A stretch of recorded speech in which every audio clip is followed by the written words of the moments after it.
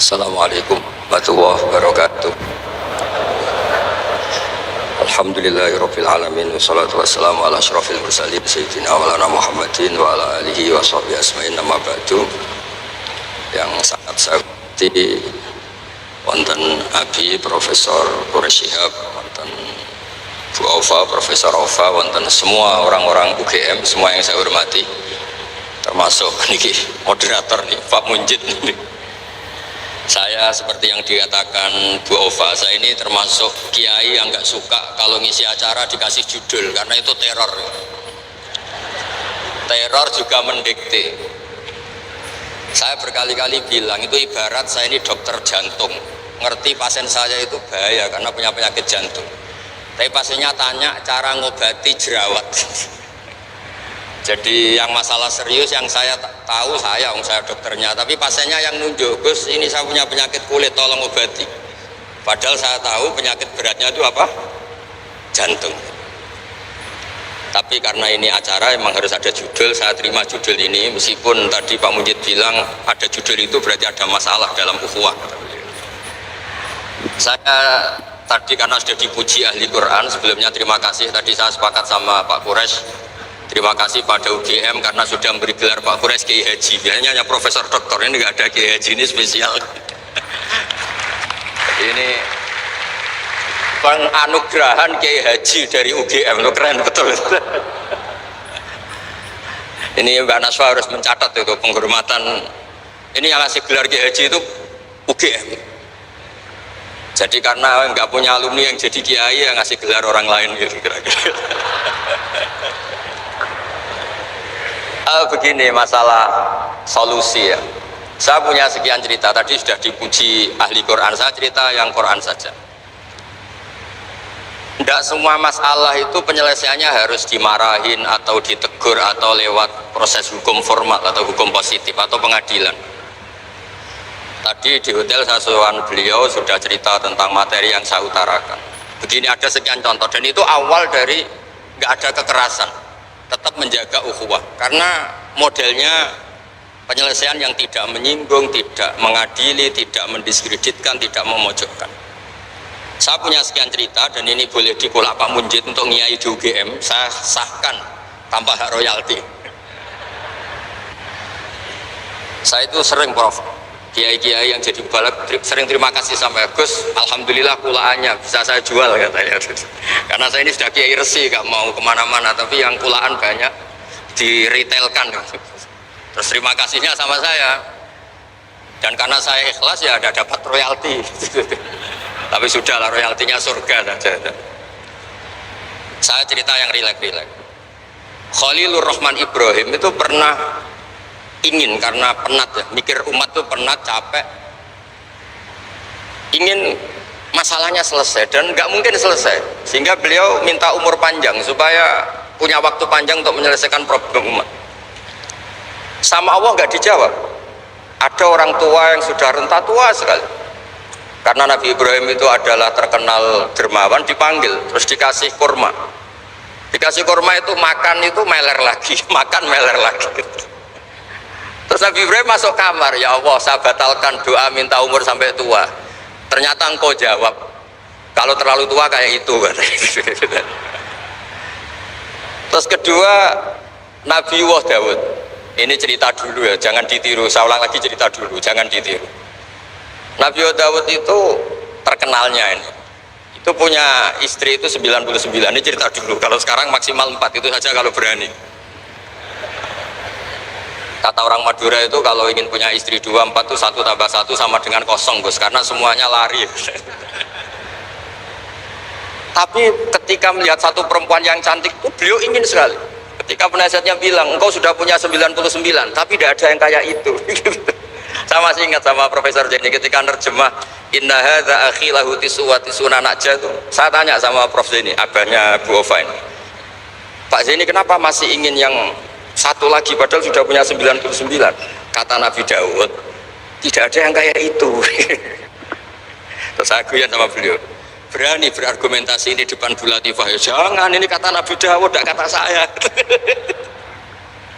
Singkat cerita terus Allah ternyata nggak negur Nabi Daud dengan apalagi mempermalukan, negur depan umum atau di medsos atau yang mempermalukan. Allah bikin drama, yaitu ngutus dua malaikat. Nabi Daud pas itu raja, dua malaikat datang tergopoh-gopoh menunjukkan kalau sedang ada masalah yang serius, yang krusial.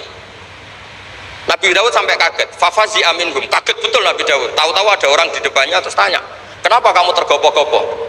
Saya ini punya masalah berat ya Nabi Allah Daud. Apa masalah kamu? Ini saudara saya sudah punya kambing 99, minta saya yang punya kambing hanya satu. Gimana cara jenengan? Oh kamu udah adil, kamu rakus, dimaki-maki yang punya 99. Sudah ini keputusan final, sudah pulang. Bareng setelah pulang, itu gue banget kata Nabi Daud. Enggak ditegur, Allah pakai drama. Jadi masalah sekarang adalah amar ma'ruf nahi mungkar sudah kehilangan seni bikin yang tanpa masalah, yang tidak menimbulkan masalah baru gitu. Jadi intinya itu ada penyelesaian masalah yang nggak harus seperti itu gitu, pakai drama, pakai apalah yang. Terus cerita ketiga, banyak peristiwa-peristiwa sosial, saya ulang lagi, peristiwa-peristiwa sosial yang penyelesaiannya itu juga agak lewat pengadilan. Ada ayat wa Daud wa Sulaiman idh yahkumani fil harthi idh nafashat fihi ghanamul qaum. Itu yang diceritakan di beberapa tafsir. Ada cerita unik begini, ada dua perempuan kakak beradik, sama-sama punya anak, kebetulan sama-sama ganteng.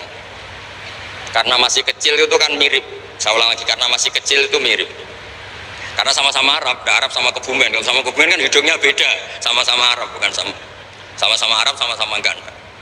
Singkat cerita, yang satu ini dimakan serigala, anaknya yang satu dimakan serigala.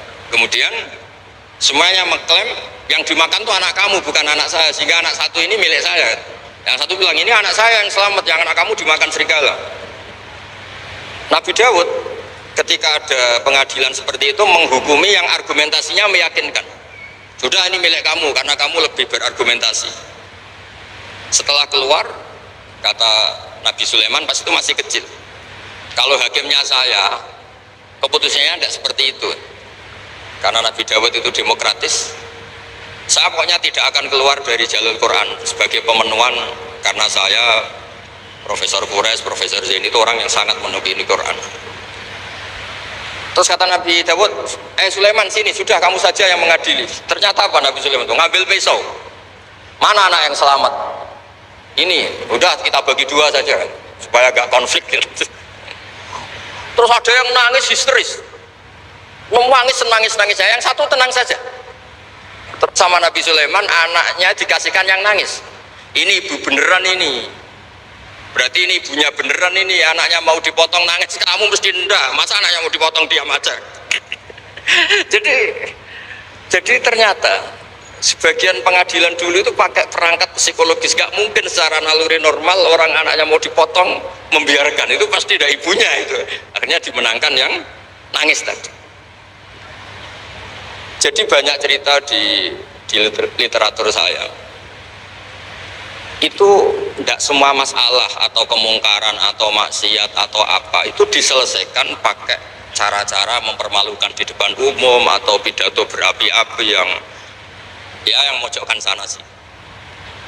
Cerita saya yang terakhir adalah tentang Rasulullah Muhammad SAW. Itu ada orang yang jenisnya hipersek atau hiper. Itu dia mau masuk Islam tuh problemnya karena dilarang zina, dilarang seks bebas, gaduh di masjid itu. Nabi bang kalau nemuin tamu di masjid karena itu wilayah publik. Nabi tanya, loh kenapa gaduh? Itu ada pemuda yang ingin masuk Islam tapi yasta'dinu fi zina, dia minta izin supaya tetap boleh zina. Nah, kenapa gaduh? Semua sahabat melarang karena itu nggak mungkin, makanya nggak boleh ketemu jenengan. Kata Nabi, tidak apa-apa, suruh ketemu saya. Setelah ketemu Rasulullah di depan beliau, apa betul kamu pemuda yang ingin masuk Islam tapi minta izin tetap boleh zina? Iya ya Rasulullah. Apa jawabannya Nabi itu unik. Atuhibbuhu li ummik, pertama, kamu suka kalau ibu kamu profesinya seperti itu kemudian dinikmati hidung-hidung belang? Enggak Nabi, kalau ada orang gitu sama ibu saya tak pukul. Atuhibbuhu li bintik, kamu suka punya putri yang jadi mainannya orang-orang hidung belang? Ya enggak Nabi. atau hibbuhu li ammatik, kamu suka kalau itu terjadi di bule kamu, sampai nyebut sekian orang-orang yang dicintai pemuda itu. Akhirnya pemuda itu, wallahi, demi Allah saya tidak pernah melihat sesuatu seburuk zina, seburuk itu, dan demi Allah saya tidak akan zina lagi. Jadi logikanya diset oleh Nabi, dan Nabi tidak ngancam neraka, tidak marah, tapi logikanya diatur. Itu pula yang sering digunakan di Quran, sering ada kata kul aro'aitum, ya kan banyak di Quran. Aro'aitum itu orang diajak berpikir bersama.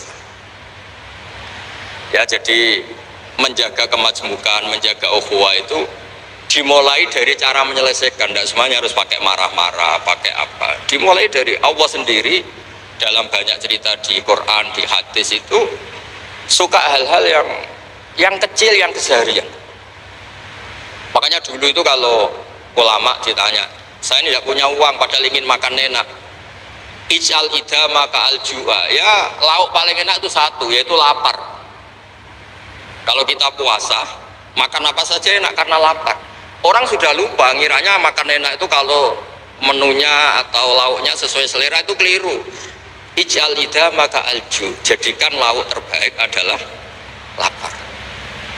Wah, kita mau tidur gak enak gini-gini, ingin cari tempat yang enak. Ya makanya kiai kuno kalau nasihati anak-anaknya, kamu kalau ngaji makan yang enak, tidur yang enak. Maknanya jangan tidur kalau gak ngantuk banget, jangan makan kalau tidak lapar. Itu pasti semuanya menjadi enak. Nah, orang sudah melupakan kearifan begitu, sehingga solusi-solusi yang dibikin ini lompatannya malah kacau, karena sebetulnya itu tidak adatnya Allah. Terus yang terakhir, ini makalah yang saya bawa dari dalam. Ini mungkin nanti Pak Munjid bisa belajar. Bisa ya tadi, bisa dijual ini. Karena sekarang itu ngaji itu pokoknya keren lah sekarang. Ngaji sekarang itu fid dunya hasanah wa fil akhirati hasanah. Dulu ngaji itu hanya fil akhirati hasanah, nggak dapat apa-apa. Kalau sekarang itu fid dunya hasanah wa fil akhirati nggak jelas. Karena sudah dapat upah itu. Nah, ini cerita, ini di tafsir Qurtubi, nafsiri ayat la khaira fi katsirin min najwahum illa man amara bi shadaqatin. Ikutnya suratun Nisa, nanti bisa dicari di, ya kalau orang UGM mungkin di googling mungkin 114 ayatnya. Sistem di pengadilan Indonesia, misalnya ada orang sengketa, kadang-kadang dilaporkan ke polisi itu silakan selesaikan secara kekeluargaan. Itu ternyata ini di tafsir Qurtubi, di kitab saya baca teksnya supaya nanti ditasih Pak Quraisy. Wa kataba Umaru ila Abi Musa al-Asy'ari radhiyallahu anhu qol rudda al-khusuma hatta yastalihu fa inna fasral qada'i yuristu bainahum ad-dhaghain. Jadi kalau ada orang sengketa, silahkan kembalikan yang sengketa, kata Sayyidina Umar. Jangan-jangan mereka punya solusi kekeluargaan. Karena kalau diputuskan di pengadilan itu bisa yurisud dhahain, bisa melahirkan dendam, hasud, dengki.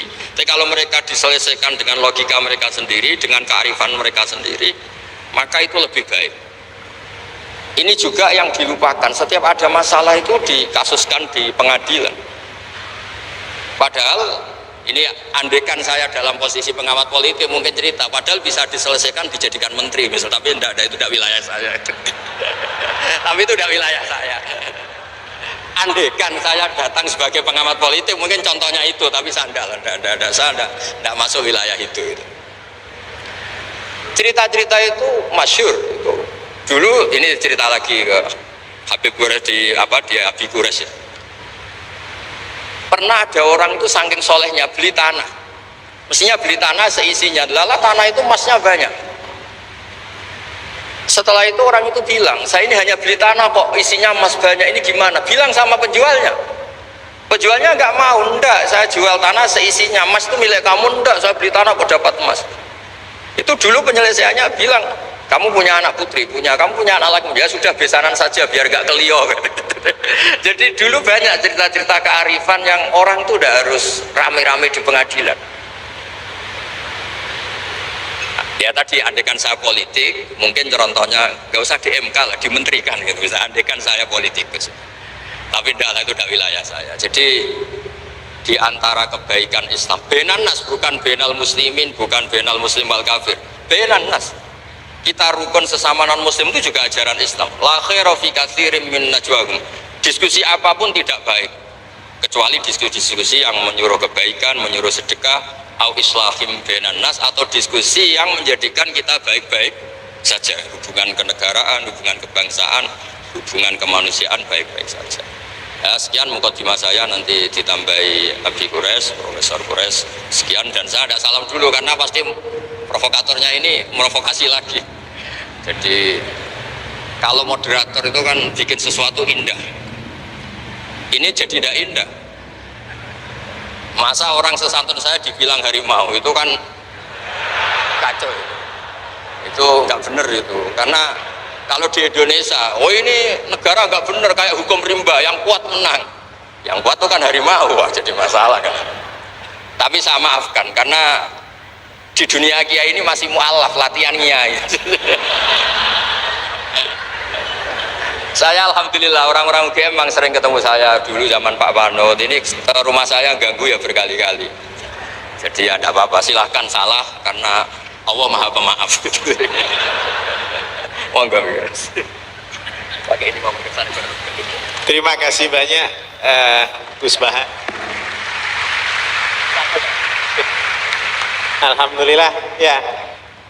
Salah satu di antara kelebihan Gus Baha, ini salah satu aja, banyak sekali kelebihan, tapi salah satunya adalah beliau selalu bisa membawa agama menjadi lebih mudah difahami, menjadi lebih konkret dengan kita, dan menjadi lebih relevan dengan kehidupan kita. Beliau kalau menafsir selalu punya catatan-catatan. Kalau bagi banyak orang ini baik atau bahkan mutlak baik, beliau selalu ada kecualinya. Berhubungan dengan orang kaya baik, tapi ada catatannya.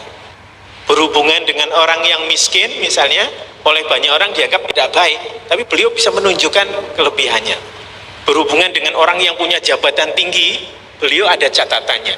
Berhubungan dengan orang yang tidak punya jabatan, beliau ada catatannya. Sehingga ketika kita mempraktikkan agama itu selalu ada ruang-ruang untuk menafsir, untuk berpikir, dan tidak begitu saja ikuti tafsir yang hitam putih.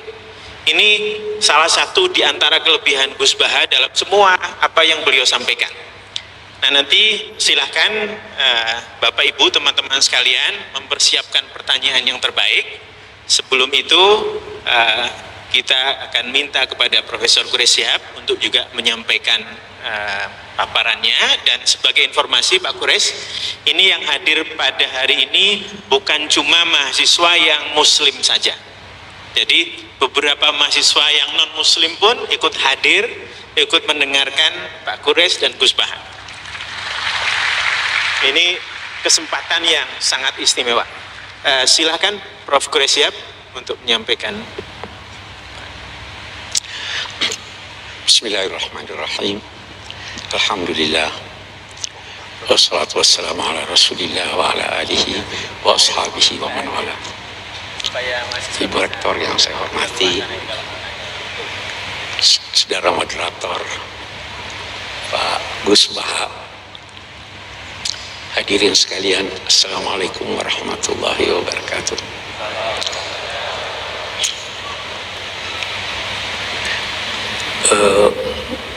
Saya tuh selalu terkagum-kagum dengan Gus Baha. Dapat saja dia kisah dari Al-Quran untuk dia jadikan sebagai nasihat buat kita semuanya. Jadi saya ingin memulai dengan mensyarah itu. Dua orang berselisih, satu kaya raya, satu miskin. Dia datang ke Nabi Daud. Kita perhatikan ucapannya. Inna hadza akhi lahu tis'un wa tis'una na'jah. Dia berselisih, tapi dia berkata, saudaraku ini.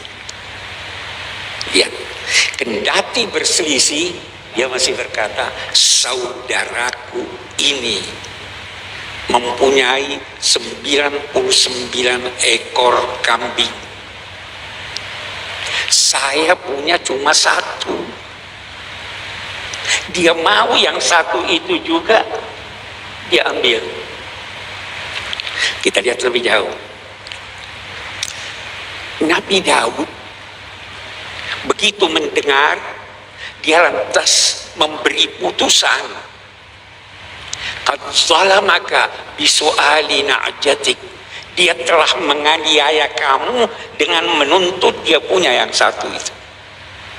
Kita lihat, benar nggak Nabi Daud ini? Tidak.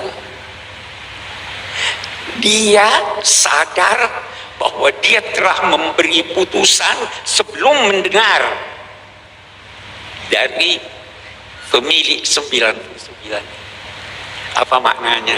Jangan cepat-cepat beri putusan.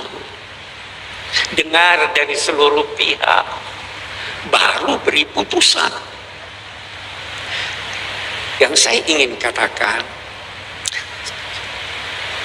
kalau kita merujuk baik kepada kitab suci maupun kepada kearifan lokal, semua problema kita dapat terselesaikan dengan syarat kita menganggap yang tidak sependapat dengan kita adalah saudara kita, dan ya kan, dan berusaha mencari solusinya dari tuntunan Tuhan dan kearifan lokal kita. Dan itu sangat banyak. Ini saya kira satu yang saya ingin menjadi mukadimah dari apapun namanya, untuk kita menghadapi ini, merawat.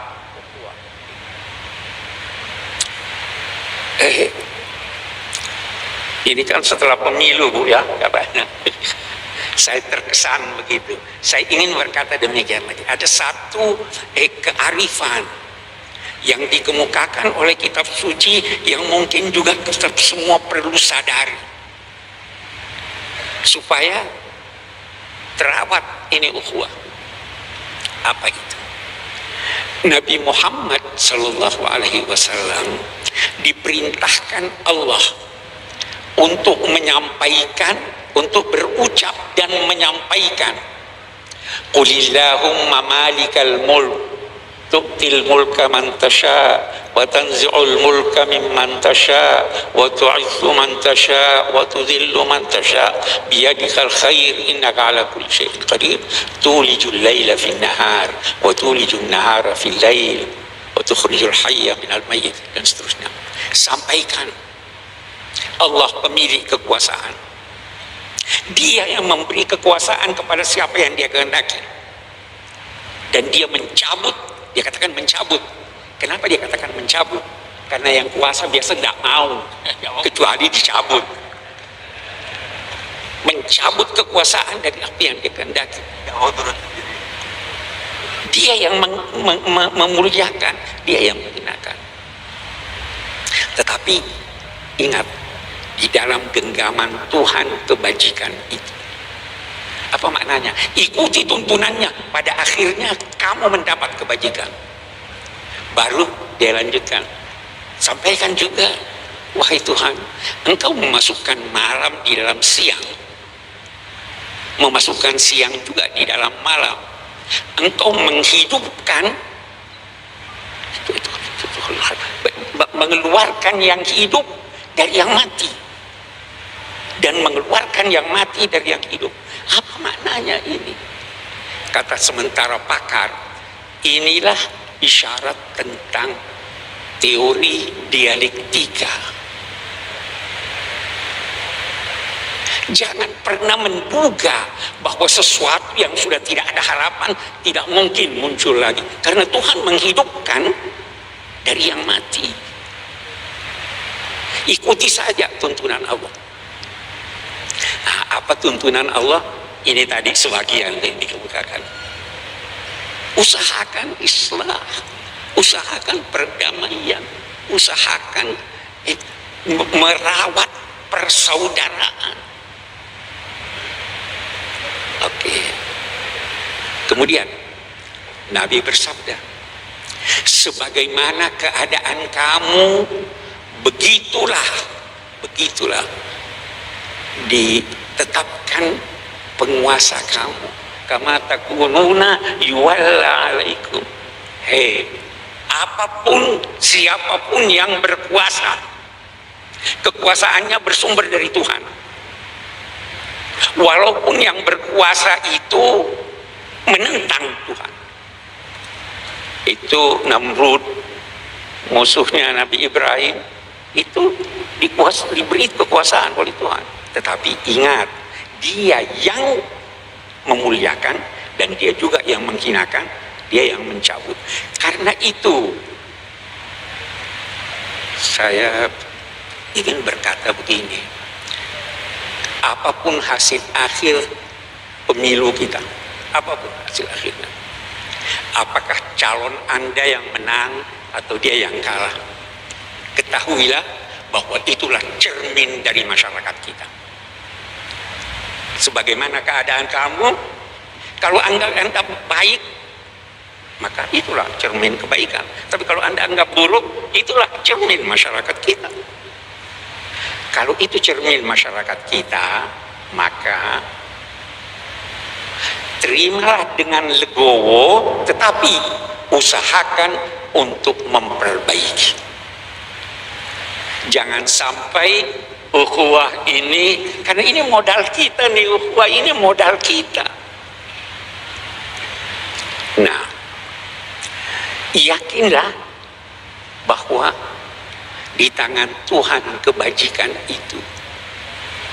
Yakinlah. Nah, satu hal lagi.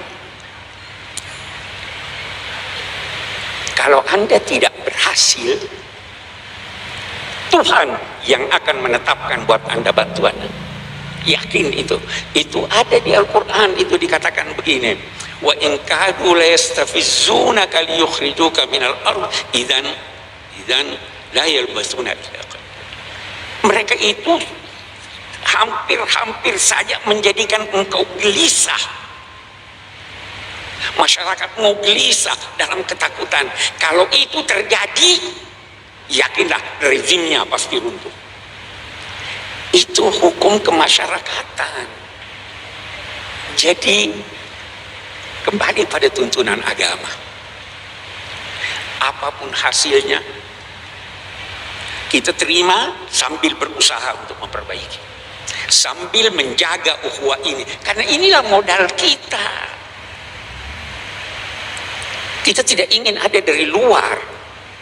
Mari kita selesaikan persoalan kita di dalam. Itu saya kira yang pernah. Sekarang saya ingin berbicara sedikit tentang apa sih ukhuwah itu. Apa itu ukhuwah? Ukhuwah itu dari segi bahasa berarti persamaan. Kita semua sama. Apapun persamaan antara sesuatu dengan sesuatu yang lain, maka itu saudaranya. Semakin banyak persamaan, semakin kukuh persaudaraan. Saudara itu dari bahasa Sanskerta, saudara atau saudara, katanya artinya serahim, sama rahimnya. Kita serahim. Nah, kemudian berkembang maknanya sebagaimana perkembangan bahasa. Jadi ada persamaan. Saya memperoleh kesan bahwa saudara itu adalah yang seudara dengan Anda. Saudara. Binatang itu saudara kita, sama-sama kita. Wa min ta'irin yatiru bi janahihi illa umamun amsalukum. Tidak ada suatu burung yang terbang dengan kedua sayapnya di udara kecuali sama-sama kamu. Itu saudara kita. Setan itu, orang yang boros itu saudaranya setan. Innal mubadzirina kanu ikhwana syayatin. Jadi siapapun yang seudara dengan Anda adalah saudara Anda. saudara kita, binatang saudara kita, tumbuhan saudara kita, karena dia saudara. Bahkan dalam ajaran Al-Quran, batu pun bisa menjadi saudara kita. Gunung itu mencintai kita. Uhudun yuhibbuna. Dia juga dalam 2 tanda petik hidup. Semua saudara kita. Apalagi kemudian karena itu bertingkat-tingkat dan bermacam-macam persaudaraan itu. Salah satu di antaranya adalah saudara sebangsa. Kita sama-sama. Apa itu bangsa? Beda-beda definisi para pakar tentang bangsa. Tetapi yang jelas, dengan bangsa, lahir bangsa dari adanya persamaan. Sama dengan saudara. Boleh jadi persamaan sejarah, persamaan budaya, persamaan cita-cita. Kita sebagai bangsa banyak sekali persamaan kita. Bahasa lebih penting, bahasa pikiran daripada bahasa lisan. Harus menyatu kita. Karena itu dalam konteks persaudaraan sebangsa, kita harus mencari titik temu. Tanpa titik temu, kita tidak bisa mewujudkan persaudaraan sebangsa. Saya teringat Sayyidina Ali pernah berkata begini,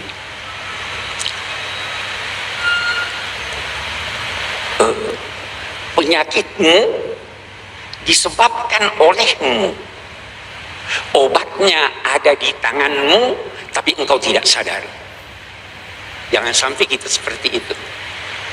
Penyakit kita disebabkan oleh kita sendiri. Obatnya ada di tangan kita, tapi kita abaikan obat itu. Saya kembali, kita punya titik temu. Sebagai bangsa, titik temu kita Pancasila. Ketuhanan yang Maha Esa. Itu titik. Bisa kita berbeda-beda penafsiran tentang apa arti ketuhanan yang Maha Esa. Bisa beda. Dalam Islam aja beda-beda itu. Tetapi kita percaya Tuhan. Bisa beda-beda kita dalam mengartikan Maha Esa itu apa. Tetapi kita percaya ada penguasa. Itu titik kita. Titik, Anda menulis kata dimulai dari titik. Apa yang Anda tulis terserah, asal mulai dari titik Tuhan. Kalau tidak mulai dari Tuhan, no. Itu kesepakatan kita. Anda mengakhiri kalimat dengan titik. Jangan pakai koma. Kalau begitu, Tuhan adalah pangkalan tempat bertolak dan pelabuhan tempat bersau. Kita berbeda, mari kita kembali kepada tuntunan Tuhan. Itu kesepakatan. Yang tidak mengakui ini di luar bangsa Indonesia. Kemudian ada kemanusiaan. Kesepakatan. Kemanusiaan itu mendahului keberagamaan. Mendahului keberagamaan. Anda mau pergi sholat Jumat, di tengah jalan ada orang yang ketabrak yang perlu ditolong. Apa Anda pergi sholat Jumat? Atau tolong ini? Anda mau sholat, mau berwudu, ada air. Kalau Anda pakai, ada yang mau minum yang kehausan. Jangankan manusia, anjing kehausan, mau minum. Anda kasih dia minum atau gunakan untuk berwudu. Kemanusiaan itu tidak hanya tertuju pada manusia, tertuju kepada seluruh makhluk Tuhan. Kita ada kerakyatan, ya kan? Persatuan dulu, kerakyatan. Saya itu merenung-renung tentang apa yang dirumuskan dan menjadi kesepakatan kita tentang kerakyatan yang dipimpin oleh hikmah kebijaksanaan dalam permusyawaratan perwakilan. Luar biasa, luar biasa. Tahu apa arti rakyat? Rakyat itu dari kata riayah, ra'in. Pengembala itu dinamai ra'i, yang memelihara, memberi makan, melindungi. Rakyat itu harus dipelihara, dilindungi, dijaga. Itu kerakyatan. Dipimpin hikmah. Tahu apa itu hikmah? Hikmah itu terambil dari akar kata yang berarti kendali. Hikmah itu sinonim dengan siasat. Siasat itu terambil dari kata ya susu sais. Dalam bahasa Indonesia ada sais. Delman, pengemudi. Yang bersiasat harus menjadi seperti pengemudi. Apa syaratnya? Dia harus kenal fungsi-fungsi dari kendaraan yang dia akan gunakan. Dia harus tahu ini rem, ini apa namanya, dan sebagainya, ini mesin. Kalau dia tidak tahu, tidak boleh dong mengemudi. Ada lagi, bukan cuma tahu, punya pengalaman dalam hal itu. Anak kecil, anak saya tahu itu, ini rem, ini klakson, ini. Tapi dia tidak tahu menggunakannya, tidak boleh mengemudi. Ada lagi, ada. Dia harus tahu jalan, dia harus tahu arah. Kalau dia tidak tahu arah, kemana kita mau pergi? Jangan bersiasat. Itu bukan hikmah. Ada lagi, ada. Mengemudi itu ada seninya. Bukan asal, ya ada seninya. Ada lagi, satu lagi, dan ini yang hilang dari kita. Apa itu? Akhlak. Mengemudi itu perlu akhlak. Jangan bunyikan klakson malam-malam. Jangan menyalip dari sebelah kiri. Ada akhlak. Nah, kerakyatan yang dipimpin oleh hikmah, oleh siasat yang syaratnya seperti ini. Baru dalam permusyawaratan. Musyawarah itu apa? Musyawarah itu pada mulanya berarti mengambil madu dari sarangnya. Siapapun yang menemukan madu itu milik bersama. Karena itu Nabi bersabda, orang beriman itu seperti lebah. Bagaimana lebah? Dia selalu berada di tempat yang bersih. Kalau dia hinggap di dahan, dia tidak merusak. Dia lebah. Kalau dia menemukan kuntum bunga, dia tidak ambil sendiri. Dia menari-nari panggil yang lain, mari bersama-sama mengambil. Dia tidak mengganggu yang tidak diganggunya. Tetapi kalau dia menyengat, sengatannya obat. Itulah musyawarah. Saya ingin kembali berkata bahwa sebenarnya problema kita, kalau kita punya problem, boleh jadi kita tidak tahu penyakit kita apa. Dan kalau kita tahu, kita lupa bahwa obatnya ada pada diri kita. Kembali deh ke Pancasila, laksanakan itu secara baik dan benar, problema kita akan terselesaikan. Oke, kita bisa panjang berdiskusi menyangkut ini. Terakhir yang saya ingin katakan, persaudaraan itu dimulai dari jangan. Merawat itu lebih penting dari mengobati. Kita mau rawat. Bagaimana merawat? Kalau dalam tuntunan agama, jangan. La yaskhar qaumun min qaum. Itu di surat Al-Hujurat kan. Jangan satu kaum menghina kaum yang lain. Jangan sekelompok perempuan menghina kelompok perempuan yang lain. Boleh jadi yang dihina, yang dilecehkan lebih baik dari dia. La yaghtab ba'dukum ba'dan, jangan mengumpat. Semua jangan. Kalau Anda bisa menghindarkan apa yang tidak baik, itu terpelihara. Nanti baru kemudian itu baru memberi. Itu kan merawatnya begitu. Kita rawat itu. Tidak. Dan terakhir, bersaudara. Siapa sih, saya kembali? Saudara itu siapa? Saudara itu, puncak persaudaraan itu adalah memandang orang lain adalah diri Anda. Memandang orang lain adalah diri Anda. Anda mau yang terbaik buat Anda? Mau. Kalau begitu,